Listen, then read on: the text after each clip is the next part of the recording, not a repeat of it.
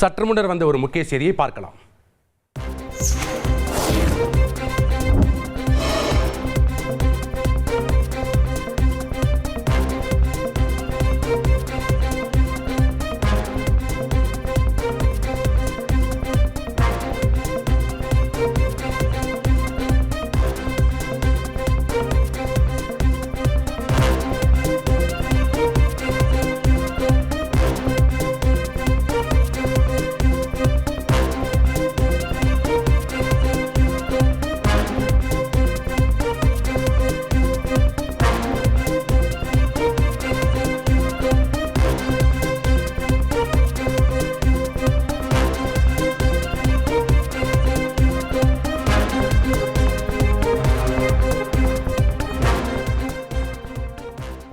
அமலாக்கத்துறையின் சோதனைக்கு எதிரான வழக்கில் டாஸ்மாக் நிர்வாகம் தரப்பில் காரசாரமான வாதம் தற்போது நடைபெற்று வருகிறது. விவரங்களை வழங்க இணைகிறார் எமது செய்தியாளர் சுரேஷ். வணக்கம் சுரேஷ், இது தொடர்பான முழு விவரங்களை பதிவு பண்ணுங்க. வணக்கம். டாஸ்மாக் தலைமை அலுவலகத்தில் அமலாக்கத்துறையினர் நடத்திய சோதனை சட்டவிரோதமானது என அறிவிக்க கோரியும் விசாரணை என்ற பெயரில் டாஸ்மாக் அதிகாரிகளை துன்புறுத்த தடை விதிக்க வேண்டும் என்ற கோரிக்கையுடனும் தமிழக அரசும் டாஸ்மாக் நிர்வாகமும் சென்னை உயர்நீதிமன்றத்தில் வழக்குகள் தாக்கல் செய்திருந்தனர்.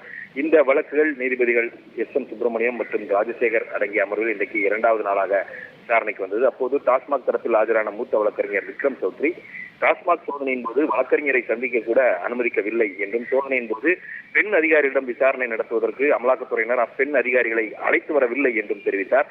மேலும் ஹார்ட் டிஸ்க் போன்ற அதிகாரிகளின் செல்போனில் இருந்த சில தகவல்கள் பதிவிறக்கம் செய்து அமலாக்கத்துறை எடுத்துச் சென்றதாக கூறிய டாஸ்மாக் தரப்பு வழக்கறிஞர் இந்த வழக்கில் தங்களில் என்ன ஆவணங்கள் உள்ளன என்பதை அமலாக்கத்துறையினர் விளக்க வேண்டும் என்றும் தெரிவித்தார். சோதனையின் போது சில அதிகாரிகளை அமலாக்கத்துறையினர் தூங்க விடாதது மனித உரிமை மீறிய செயல் என்றும், அமலாக்கத்துறையினர் நீதியின் பாதுகாவலர் அல்ல, ஒரு விசாரணை அமைப்புதான் என்றும், சட்டத்தை மதிக்காமல் அவர்கள் தங்கள் விருப்பத்திற்கு செயல்பட முடியாது என்றும் குறிப்பிட்டார். சோதனையின் போது ரகசியம் என கூறி எந்த விவரங்களையும் வழங்க மறுத்த அமலாக்கத்துறையினர் சோதனை முடிந்த பிறகு அறிக்கை வெளியிட்டதுடைய நோக்கம் என்ன என்ற ஒரு கேள்வியையும் அவர் எழுப்பினார். சோதனையை விசாரணையை போல அமலாக்கத்துறையினர் மேற்கொண்டதாகவும் அவர் குற்றம் சாட்டினார். அமலாக்கத்துறை டாஸ்மாக் தரப்பு வாதங்கள் இன்றைக்கு முடிவடையாத காரணத்தினால் இந்த வழக்கின் விசாரணையானது ஏப்ரல் 15ஆம் தேதிக்கு தள்ளி வைக்கப்பட்டிருக்கிறது. நன்றி சுரேஷ், உங்களுடைய தகவல்களுக்கு.